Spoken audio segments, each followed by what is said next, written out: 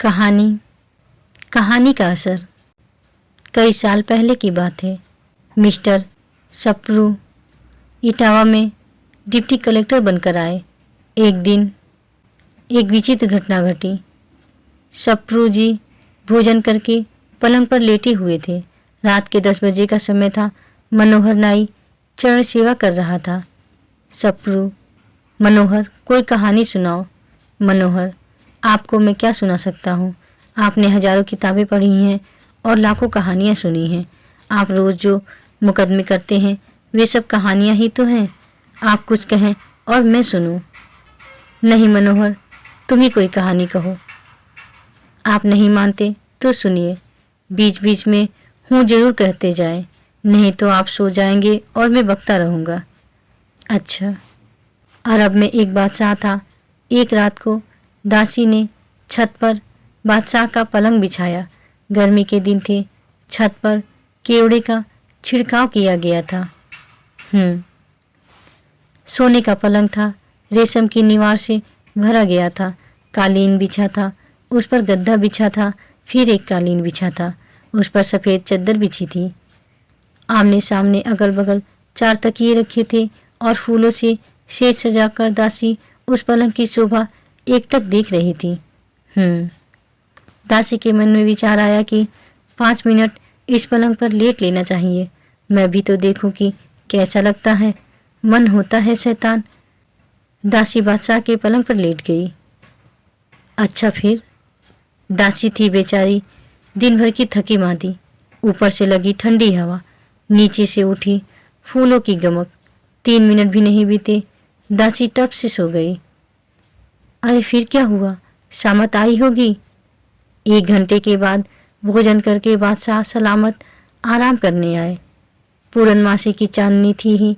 बादशाह ने तुरंत जान लिया कि पलंग पर दासी सो रही है। गजब हो गया। बादशाह ने दासी को जगाया। जमीन पर खड़ी होकर मारे डर के दासी थर थर कांपने लगी। हाथ जोड़कर चरण पकड़ लिए और फूट फूट कर रोने लगी। बादशाह ने कहा कि इस कसूर की बिल्कुल माफ़ी नहीं हो सकती, हल्की सज़ा दी जाएगी। अच्छा फिर? बादशाह ने बेगम साहिबा को बुलाया और सब माजरा कह सुनाया। इसके बाद बादशाह ने बेगम से कहा कि आप ही इस दासी की सज़ा तजवीज़ करें, क्योंकि इसने आपका ही विशेष अपराध किया है। ठीक है फिर? बेगम साहिबा ने कहा कि इसने 60 मिनट पलंग पर व्यतीत किए हैं, इसलिए 60 वेद की सज़ा दी जाती है। बहुत सख्त सज़ा दे दी। रुतबा पा जाने पर आदमी कसाई हो जाता है। हाँ। आगे चलो। सज़ा सुनकर बादशाह के भी होश उड़ गए। बादशाह ने सोचा कि अगर किसी आदमी ने बेत लगाए तो यह साफ मर जाएगी। तब तक बेगम साहिबा ने खुद ही कहा कि बेत मैं ही लगाऊंगी। खूंटी पर से चमड़े का बेत उठाकर बेगम साहिबा ने 4-5 हाथ करारे जमा दिए। बेचारी दासी रोती हुई गिर पड़ी। उसके बाद बेगम साहिबा थक गई। औरत की जात मुलायम होती ही है। बादशाह 1 2 3 4 5 कहकर गिनती गिनने लगे। 30 बेत तक दासी जोर जोर से रोती रही, परंतु उसके बाद दासी की मति पलट गई। 30 से 60 तक दासी खूब हंसती रही। सो क्यों? धीरज रखिए, सब बातें आप ही आप खुलती जाएंगी। अच्छा। हाँ। सजा समाप्त होने पर बादशाह ने दासी से पूछा कि तू पहले रोई क्यों और पीछे हंसी क्यों? दासी ने कहा कि चोट के कारण रोई थी, परंतु जब यह समझ में आया कि मैंने 1 घंटा पलंग पर बिताया तब तो 60 बेत लगे और बादशाह सलामत रात भर सोते हैं, सो इनकी न मालूम क्या दशा होगी। पलंग की सजा से बेगम साहिबा भी न बचेंगी। आप दोनों पर अनगिनती बेत पड़ेंगे। अतः यह सोचकर मैं हंसी कि सजा देने वालों को अपनी सजा की खबर ही नहीं है। जिस तरह से पलंग पर मुझे सोती देख आप क्रोधित हुए, उसी तरह आपको पलंग पर सोता देख खुदा गुस्सा होता है। मेरे हंसने का यही कारण है। इतना सुनते ही बादशाह की बुद्धि बदल गई।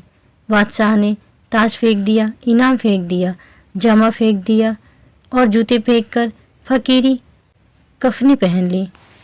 रामचंद्र जी दिन को वन की ओर चले थे। बादशाह ठीक आधी रात को वनगामी हो गया। वाह वाह, द ड्यूटी इज ब्यूटी। अंग्रेजी में क्या मुझे गाली देने लगे? नहीं मनोहर, तुमने बहुत अच्छा किस्सा कहा, किंतु अब हमको भी इस पलंग से उतरना चाहिए। Duty is beauty. इतना कहकर वे पलंग से उतर पड़े और पृथ्वी पर कंबल बिछाकर लेट गए। शहर भर में खबर फैल गई कि first class magistrate mister Sapru 550 रुपये मासिक पर लात मारकर फकीर हो गए। बंगले के द्वार पर एक इमली की वृक्ष के नीचे एक कंबल पर डिप्टी कलेक्टर फकीरी वेश में बैठे हैं। बात की बात में अंग्रेज कलेक्टर साहब, सुपरिटेंडेंट पुलिस, जिले के शेष 3 डिप्टी कलेक्टर और कोतवाल साहब घटनास्थल पर जा पहुंचे। कलेक्टर: वेल मिस्टर सप्रू, तुमको क्या हो गया? तुम कलेक्टरी के वास्ते नामजद हो गया है। तुमने यह इस्तीफा क्यों भेजा? हम तुम्हारा इस्तीफा मंजूर नहीं मांगता। सप्रू: अभी तक सरकारी नौकरी की, अब मालिक की नौकरी करूँगा। कलेक्टर: फिकीरी करेगा? फिकीरी? 24 घंटे में 5 घंटा सरकारी काम करो और बाकी वक्त में फिकीरी करो। तुम भी राम राम करना, हम भी राम राम करेगा। सप्रू: सजा देने वाले नहीं जानते हैं कि उनके लिए किस सजा की तजवीज़ हो रही है। इस बात ने मेरा कलेजा काट दिया। तहसील भरथना के डिप्टी कलेक्टर ने कलेक्टर से कहा, हुजूर, ज्ञान की बात कृपान की धारा, यानी तलवार की तरह बात भी काट करती है। मेरा मझला भाई जिला बांदा में तहसीलदार था। एक रोज उसने देखा कि एक काले सांप ने एक मेढक पकड़ा और निकल गया। भाई ने सोचा कि इसी तरह एक दिन मौत का सांप मुझ मेढक को गटक जाएगा। उसी वक्त वह साधु हो गया। आज तक पता नहीं कि कहाँ है। कलेक्टर: मिस्टर सप्रू, अगर मेरी बात पर तुम नज़र नहीं डालता तो न सही। वह देखो, तुम्हारी खूबसूरत और तालीम याफ्ता बीबी फाटक पर हाथ रखे रो रही है। तुम्हारा छोटा सा बच्चा भी रो रहा है। तुम्हारे बिना तुम्हारे मेम साहब का क्या हाल होगा? तुम्हारा बच्चा कैसे तालीम पाएगा? बच्चे को पढ़ा लिखा दो, तब फिकीरी होना, तब हम भी बेकीर होगा। सप्रू: नहीं हुजूर, भूखी प्यासी थकी मांदी पब्लिक का पैसा वेतन के रूप में लेकर मैंने जो पलंगबाजी की है उसकी सज़ा मुझे ज़रूर मिलेगी। अब मैं किसी दूसरे का इंसाफ नहीं करूँगा, खुद अपना इंसाफ करूँगा। जो अपना इंसाफ नहीं करता वह दूसरों का क्या इंसाफ करेगा? सबने समझाया पर सब व्यर्थ। लाचार होकर कलेक्टर साहब ने इस्तीफा ले लिया। मनोहर नाई छाती पीट पीट कर श्रीमती सप्रू के चरणों में लौट रहा था और कह रहा था कि मैं नहीं जानता था कि कहानी में भी असर होता है, नहीं तो यह कहानी नहीं कहता। शहर इटावा से 1 मील दक्षिण में यमुना जी हैं। एक पक्के घाट पर भूतपूर्व डिप्टी कलेक्टर श्रीयुत सप्रू बैठे हैं। फटी कमली है और एक मोटा सोटा है।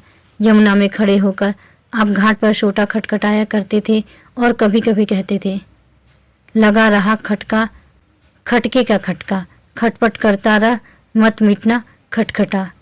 10 बजे के करीब झोली लेकर आप भिक्षा लेने शहर में जाते थे। पब्लिक उनको पहचानती तो थी ही, सभी चाहते थे कि आज हमारे द्वार पर आए। रोटी लेते थे, रोटियों को लेकर उस झोली को यमुना जी में डुबोते थे। तदंतर उस झोली को एक इमली की डाली में लटका देते थे। 4 बजे तक झोली लटकती रहती थी। फिर कुछ आप खाते और बाकी बंदरों में खिला देते थे। फटी कमली के सिवा कोई वस्त्र पास नहीं रखते थे। इस प्रकार इटावा के एक डिप्टी कलेक्टर ने इटावा में ही 12 साल घोर तपस्या की। खटखट करते रहने से पब्लिक उनको खटखटा बाबा कहने लगी। एक बार खटखटा बाबा ने भंडारा किया, घी की कमी पड़ गई। कढ़ाई चढ़ी हुई थी, शहर दूर था। आपने एक चेला से कहा कि 2 कलसा यमुना जल लाकर कढ़ाई में छोड़ दो। वैसा ही किया गया।